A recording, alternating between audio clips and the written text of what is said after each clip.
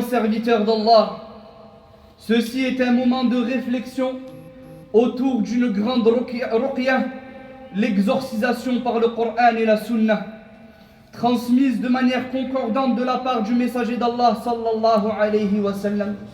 Plusieurs compagnons radiyallahu anhum l'ont rapporté et plusieurs d'entre eux l'ont qualifié et nommé de ruqya du prophète sallallahu alayhi wa sallam. Et le prophète sallallahu alayhi wa sallam, lorsqu'il rendait visite à un malade ou qu'on lui amenait un malade, le soignait avec cette grande ruqya. Il l'utilisait aussi pour se soigner lui-même.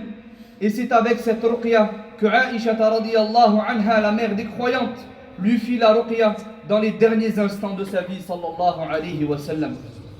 Al-Bukhari a rapporté dans son sahih, d'après Aïcha radiyallahu anha, qui a dit que le prophète sallallahu alayhi wa sallam faisait une ruqya pour certains d'entre eux.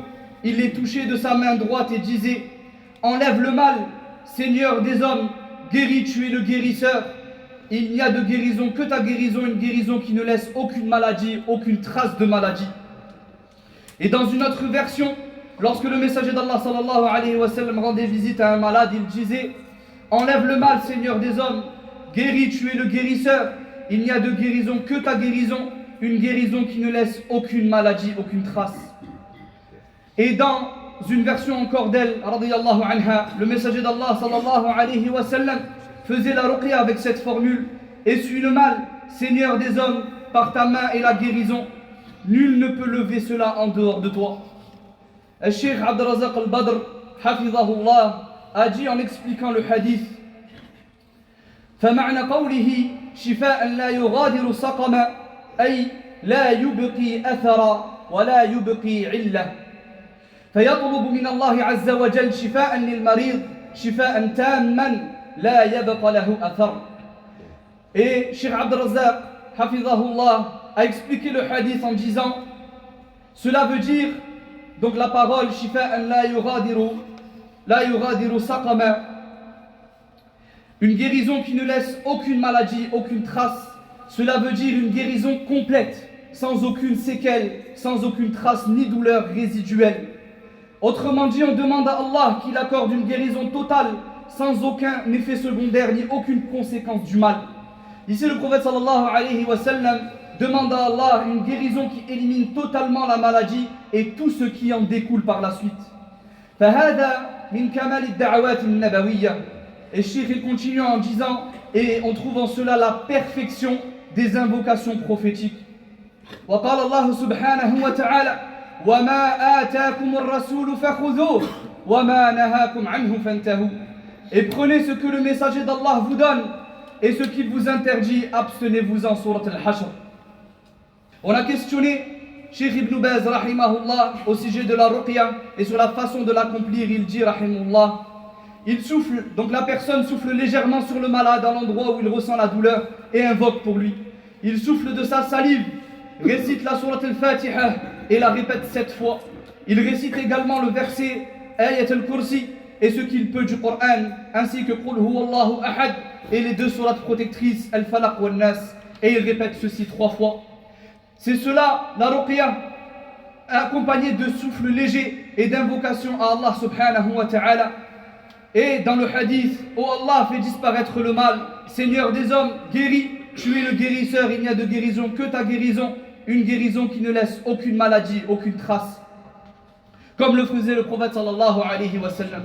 Et il a dit aussi: au nom d'Allah, je te fais la ruqya contre tout ce qui te nuit, contre le mal de toute âme ou mauvais œil envieux, qu'Allah te guérisse, au nom d'Allah, je te fais la ruqya.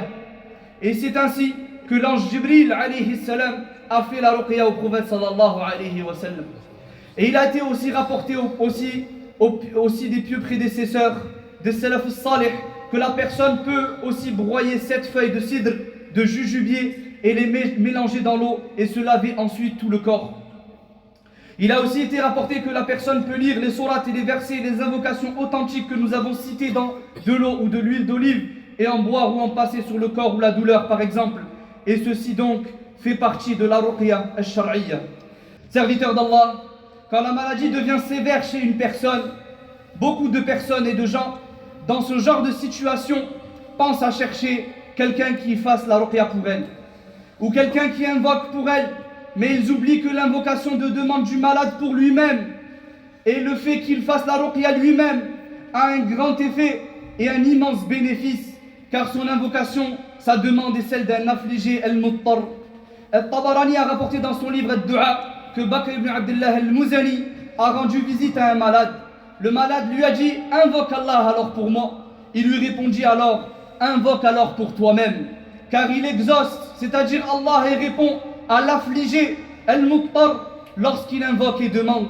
Allah subhanahu wa ta'ala a dit dans le Coran « Et qui exauce l'affligé qu'il invoque, dissipe le mal et vous fait vous succéder sur terre. Est-il une autre divinité en dehors d'Allah, réalisant cela et méritant l'adoration, que vous réfléchissez peu » Surat Al-Naml.